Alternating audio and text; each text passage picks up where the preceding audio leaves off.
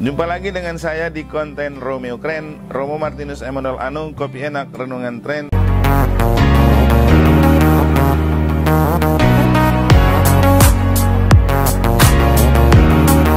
Berat dan dirinya. Maka pemberian diri adalah persembahan yang terbesar yang kita berikan sebagai kekayaan utama untuk sesama. Saya mungkin bisa mengambil contoh dalam konteks Hari Guru pada hari ini.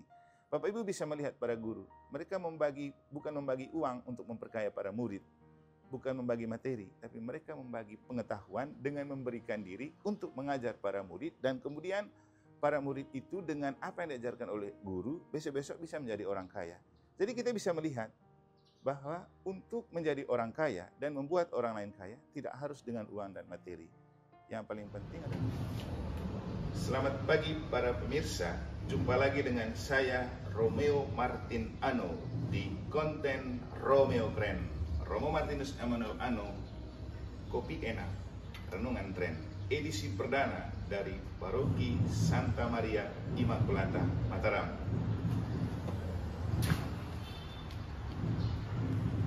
Oke, Bapak Ibu Saudara-saudari, kali ini saya mengajak kita untuk coba merenungkan dan mendalami kembali apa yang telah disampaikan oleh Yesus dalam Injil bacaan hari ini tentang persembahan seorang janda miskin yang memberi dari kekurangan dan keterbatasan, tapi bagi Tuhan itu adalah kelebihan dan keistimewaan. Aku berkata kepadamu, sesungguhnya janda miskin ini memberi lebih banyak daripada semua orang itu. Sebab mereka semua memberi persembahannya dari kelimpahannya, tetapi janda ini memberi dari kekurangannya, bahkan ia memberi seluruh nafkahnya. Apa yang dapat kita maknai dari apa yang disampaikan oleh Yesus dalam konteks hidup harian kita dan juga dalam konteks kita memaknai Hari Guru se-Indonesia atau sedunia pada hari ini? Pertama, ketika Yesus memuji kekurangan dari si janda sebagai kelebihan dari mereka yang punya kelebihan, apa maksudnya? Pertama, kita perlu memahami apa itu kelebihan dan kekurangan dalam pandangan Tuhan. Pertama, untuk bisa memahami apa yang dimaksudkan dengan kelebihan dan kekurangan dalam pandangan Tuhan, kita juga perlu membandingkan apa itu kelebihan dan kekurangan dalam pandangan manusia. Yang pasti pandangan Tuhan dan pandangan manusia itu selalu berbanding terbalik. Contoh, bagi manusia kelebihan itu ketika orang kaya. Kaya itu berarti punya banyak uang, punya banyak harta, punya banyak apapun yang berbentuk duniawi. Tapi bagi Allah, justru kelebihan-kelebihan dalam pandangan manusia itu menjadi kekurangan di matanya. Sebaliknya, di mata manusia, kekurangan itu selalu didefinisikan dengan miskin, tidak punya apa-apa, tidak punya harta, tidak punya uang, tidak punya materi. Tapi di hadapan Allah, apa yang kurang dalam pandangan manusia itu selalu menjadi kelebihan. Makanya Yesus berani bicara tentang berbahagialah orang yang miskin di hadapan Allah, karena merekalah empunya kerajaan Allah. Jadi ada perbandingan terbalik definisi antara kekurangan dan kelebihan. Maka bisa masuk di akal kalau kemudian Yesus dalam Injil memuji bahwa keterbatasan dan kekurangan atau bahkan kemiskinan yang dialami oleh seorang janda miskin itu menjadi sesuatu yang istimewa dan lebih di hadapan Allah. Makanya Yesus berani bilang, dia memberi yang terbaik, dia memberi yang terbesar karena dia memberi dari keterbatasan dan kekurangan yang ia miliki. Tapi kekurangan dalam pandangan manusia. Nah, Bapak Ibu, Saudara-saudari, para pencinta renungan harian yang saya kasih dalam Tuhan. Ada satu cerita tentang Bill Gates, orang kaya raya di Amerika Serikat. Suatu kali dalam sebuah seminar, ada penanya yang bertanya seperti ini. Bill Gates, apakah kamu membolehkan anakmu menikah dengan orang miskin? Apa jawabannya? Saya tidak ingin anak saya menikah dengan orang miskin karena bagi saya kemiskinan itu bukan soal tidak punya uang, atau kekayaan itu bukan soal punya banyak uang. Tetapi orang yang memanfaatkan peluang untuk dia menjadi kaya, itulah kekayaan. Bapak Ibu, ia kemudian bercerita tentang seorang yang judi dan dia menang sampai $90 misalnya. Tapi 5 tahun kemudian dia miskin lagi. Apakah orang yang memiliki banyak uang itu disebut orang kaya? Belum tentu juga. Jadi baginya kekayaan bukan soal punya banyak rekening, bukan punya banyak uang, bukan punya banyak kekayaan material. Tapi orang yang kaya, wawasan untuk memanfaatkan setiap peluang untuk menjadi kaya. Nah, Nah, kita kembali ke apa yang dilakukan oleh janda miskin. Memang tampak bahwa ia cuma punya beberapa keping perak dan itu dia berikan semuanya kepada Tuhan.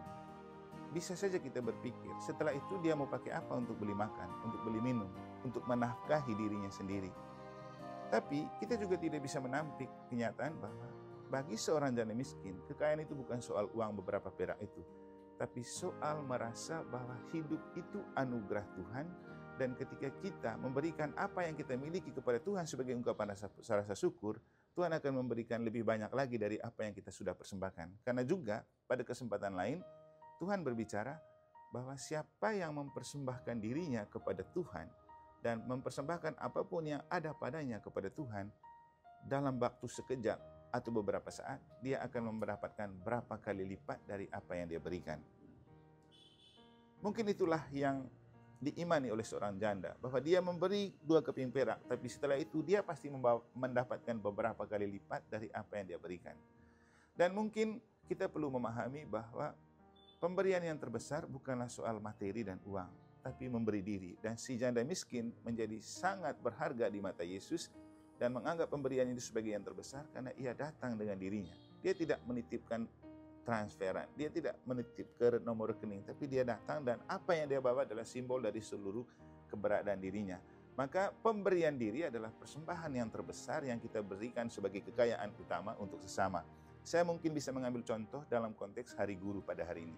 Bapak Ibu bisa melihat para guru, mereka bukan membagi uang untuk memperkaya para murid, bukan membagi materi, tapi mereka membagi pengetahuan dengan memberikan diri untuk mengajar para murid, dan kemudian para murid itu dengan apa yang diajarkan oleh guru, besok-besok bisa menjadi orang kaya. Jadi kita bisa melihat bahwa untuk menjadi orang kaya dan membuat orang lain kaya, tidak harus dengan uang dan materi. Yang paling penting adalah kita bisa memberikan diri. Seperti para guru, mereka tidak pernah membagi uang untuk mendidik para murid. Bahkan mereka berusaha untuk mendapatkan uang dari mendidik para murid untuk mereka hidup.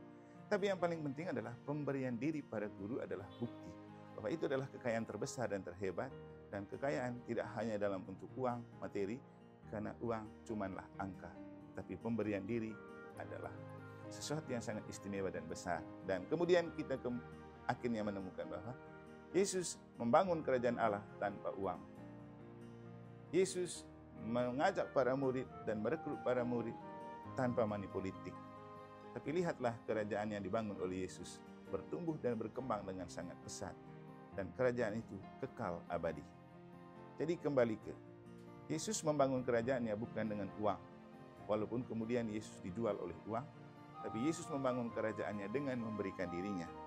Dengan menderita, dengan wafat, dan setelah wafat, ia masih juga memberikan dirinya kepada kita lewat santapan rohani tubuh dan darah yang kita nikmati dalam Ekaristi.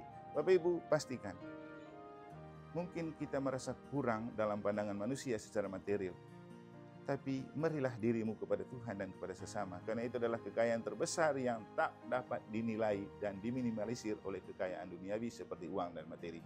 Selamat pagi, salam sehat dan bahagia untuk Anda semua dari Paroki Santa Maria Immaculata Mataram. Saya mengucapkan selamat merayakan Hari Guru, selamat menikmati hidup dengan memberikan diri sebagai pelayanan terbaik untuk memperkaya diri dan memperkaya orang lain.